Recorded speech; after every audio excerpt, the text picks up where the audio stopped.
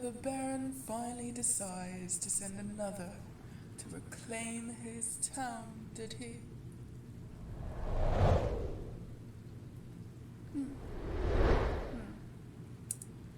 Just a single hunter? I am surprised. I was sure he had given up after he sent 10 of you the last time. Did you see their marks hanging on the gate when you arrived? I specifically placed them there in case someone like you came sniffing along. Perhaps I'll add yours once I've ripped it from your neck. Oh, I see yours marks you from the Court of Silver. Oh, that's interesting. I've met your kin before. Perhaps I'll continue this game some more.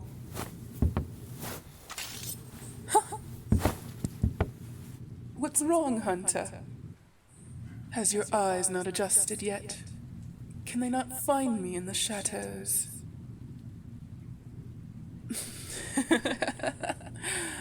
You hunters are all the same. You come with your charms and concoctions and think that will be enough. But you all fail at the first hurdle. My guard protects me during the day, so you all think to wait till sundown. They return to their families and leave my resting place unguarded. Then you come slinking through the shadows like a mouse playing the fox. With no sign of life, you think perhaps your quarry still slumbers. So you slink deeper and deeper until you stand over my coffin and raise your stake, hammer in hand, and slam it through the ancient wood of my bed, down to where my dead, unbeating heart should rest. Then you move to open the lid, to cut free my head or stuff my body with garlic and silver. But it's empty, and then you realize it. You were being hunted the entire time.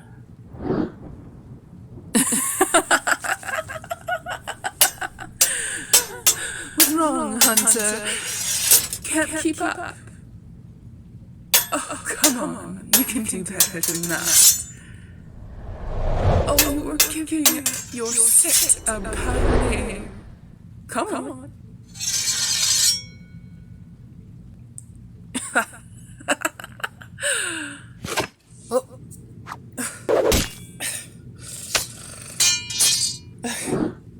I must say, Hunter, despite my jabs, you put up a good fight. I really appreciate the strong, silent type. Too many of your kind feel the need to preach at me as they die.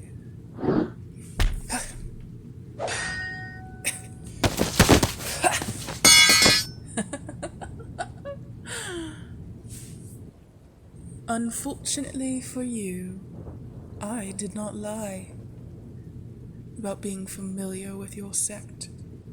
In life, I was a hunter, one of the Silver Court, just like you, except much younger and much more beautiful.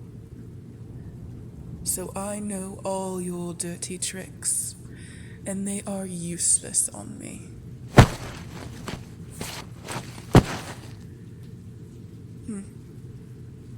Now that I get a good look at you, you are quite old for someone in your line of work, Hunter. How many times have you been on the opposite side of this, I wonder? Leering over one of us as you drive a stake deeper. Oh, don't start the preaching now that I have your back to the floor. Call me all the names you want, but it does not change the fact that with a flick of my wrist, your neck goes snap. Oh, I am a demon, am I? Huh. Tell me, Hunter, when you arrived in my town, did you see any homeless? Any hunger? Did you see families cradling each other in the cold? No. Did you pass the fields and orchards, see them flourishing, the traders and the travelers, openly coming and going? Did you stay at the tavern, hear them singing and laughing as they feasted?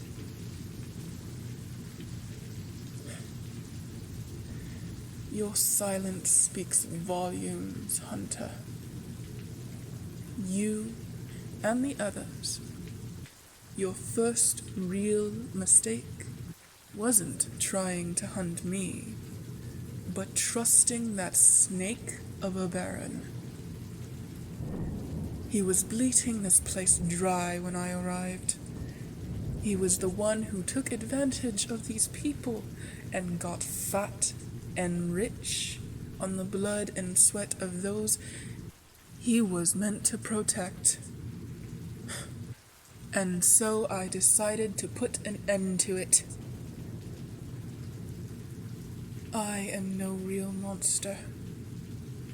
I have made this place prosper in his absence. All I require is a small tithe of blood that is willingly given for the protection and freedom from tyrants like him. I could crack your skull and have every right in doing so.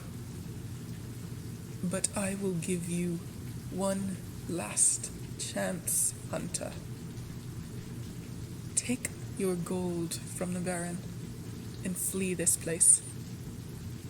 I will not hurt or hunt you as long as you never return to my land.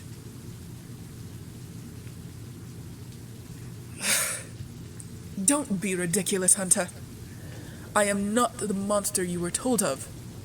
Allow me to show you mercy.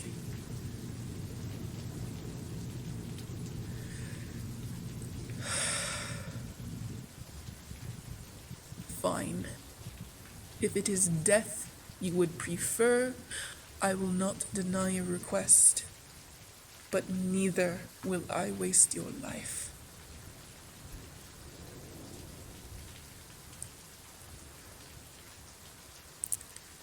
May you rest in peace, Hunter.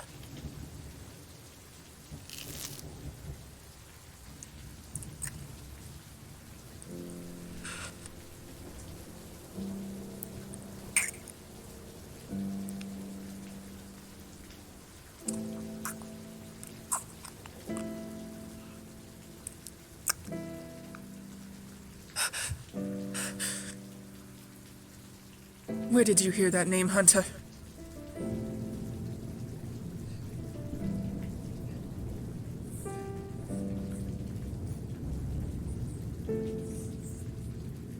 Darling, that's not you, is it?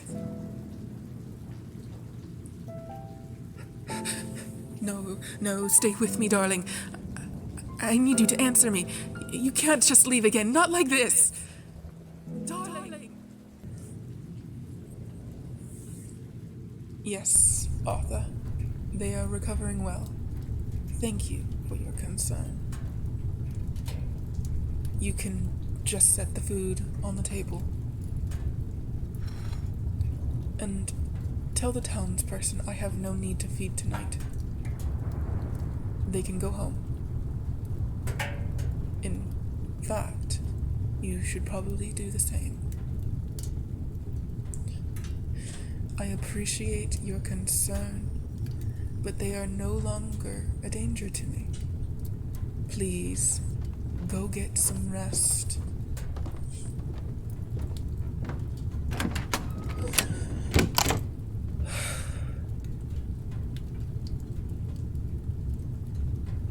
finally awake. I see. You should eat something. And drink something. The act of eating can be very taxing on people, darling. But you should be fine in a day or two.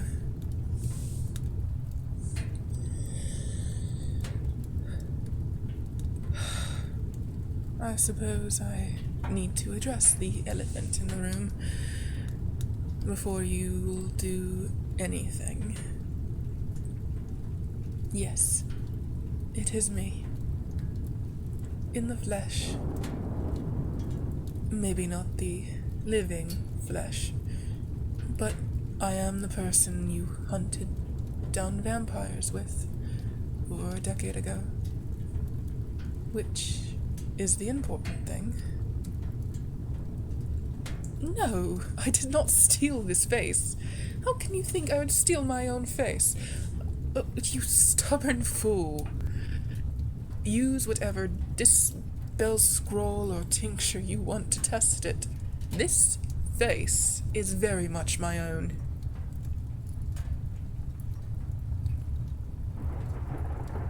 No, I did not try to drain you either. Well, yes, okay, fine. But I did not know it was you. Oh, that is not an excuse, is it? Well, how about when you tried to stab me through the heart a few seconds beforehand? What was your excuse then, darling?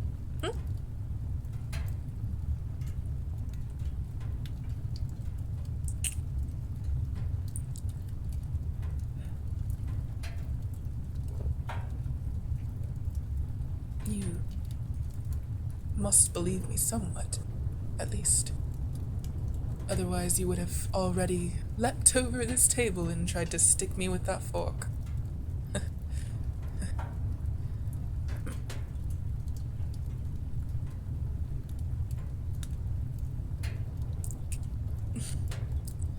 Can you at least say something? You know how much I hated it when you used to stare at me like that.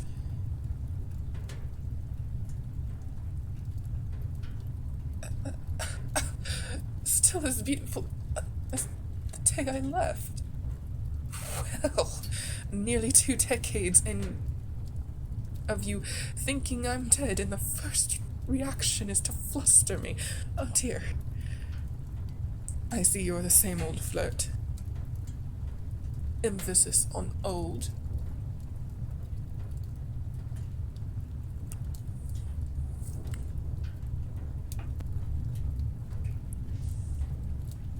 I am not complaining, though. Age has only seemed to enhance your looks. Those gray streaks in your hair. It suits you.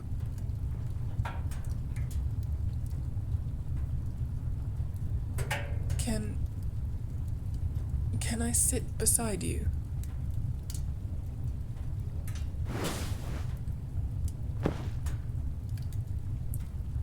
Thank you. I suppose we should talk about me being here. The obvious thing, I guess, is that I was turned. For nearly 2 decades now. But you can see that. Yes, it happened that night in the capital. When we went after the Count. When he threw us both into the river. I had injured him badly, but his coven was decimated. He needed someone to care for him. So he turned me. The initial thrall forced me to care for him for months. But with his resting place burned and near fatal wound, he just ended up wasting away. Then I was left to wander. I was lost. I barely felt myself. I moved from town to town, and at first I tried to starve myself, to refuse the bloodlust, but it was impossible. Then, one night, I had an incident with a traveler as I wandered. After that, I became afraid. I would do worse than hurt someone if I didn't feed. I chose the lesser of the two evils, and decided I would feed when the need and chance arose.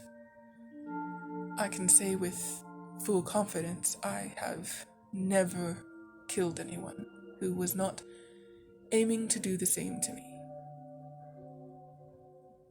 No, darling, I do not deny my appetite. May have harmed others, even scarred them mentally. But I never crossed a line.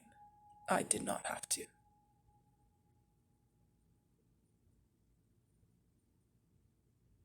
Well, yes, taking this barony happened a few years past.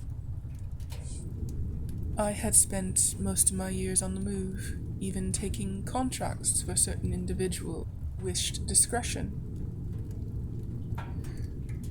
It worked well. I got paid, and we kept each other's secrets mutually. The Baron had one such job. He was searching for one of his servants who had gone missing. I didn't think too much of it at first. But when I finally brought the servant back, I found out the reason for his disappearance. He had gathered evidence of the Baron's abuse of both his staff and his people. Pages upon pages of statements and ledgers proving his sin. The guards then set about punishing the poor man, and when I argued with the Baron, they turned on me. I dispatched 5 of them before the rest fled. The Baron fled with them. The man needed help,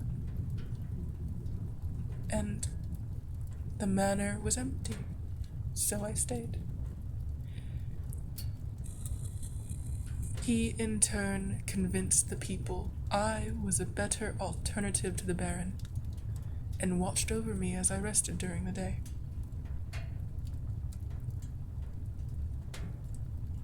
He was here earlier. I do not know if you heard. His name is Arthur. In fact, I rather think you'd like him. He reminds me of you a great deal.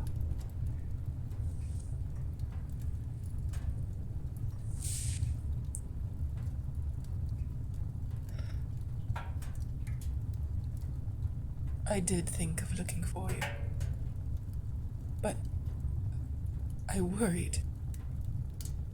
We were vampire hunters. What would it have done to you if I appeared like that? And as time went on, it just slipped further and further from me. At some point, I just deemed it better to let sleeping dogs lie. To let you think I was dead and allow you to get over me. You didn't get over me. Please, don't say things to comfort my ego. You can't mean that. You shouldn't. waste 2 decades yearning for me.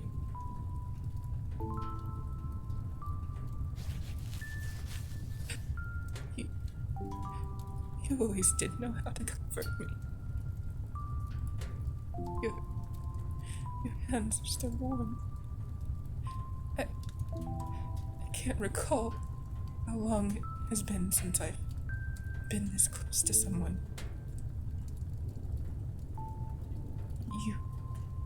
You end up forgetting how tender a touch can be.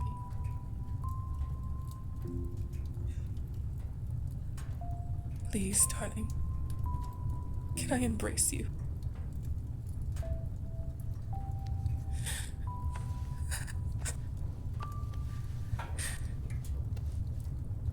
You truly have come back to me.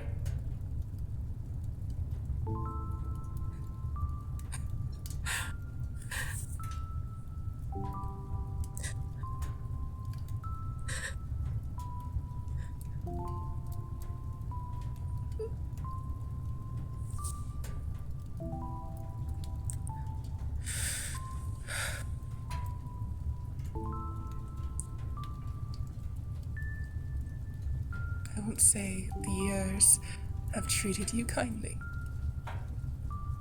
but your looks certainly haven't diminished. If anything, you have become all the more alluring. It's hard to believe that you never let anyone snatch you up. Darling, do you remember when we passed our trials at the sect?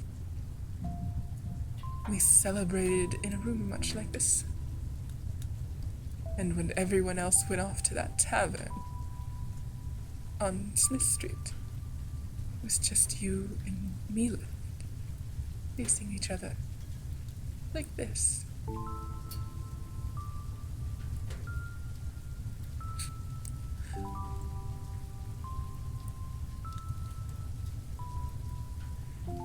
You placed your hand on my cheek as you do now. You cupped your fingers beneath my jaw and ran your thumb along my cheekbone.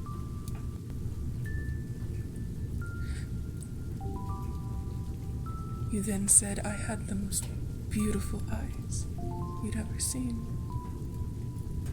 And then you kissed me for the first time.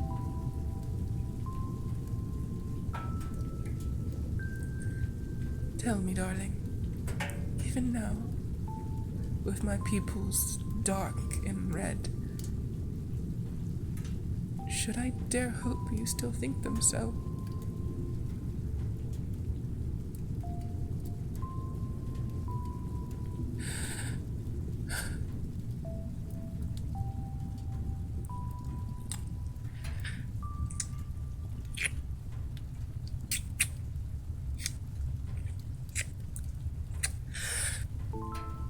Every day when I was forced to hide away in that dark, I spent hours thinking of that moment and every other that I had with you. I will not let you go again.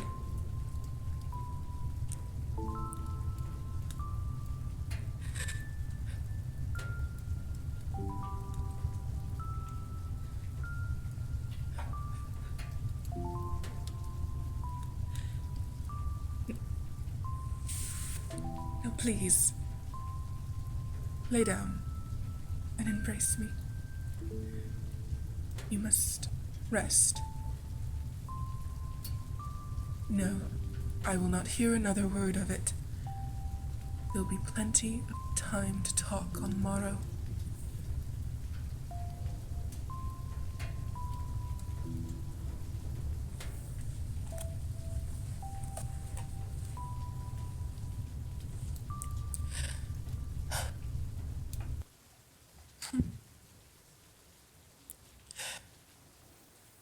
Rest well, my darling, knowing that you have me once again.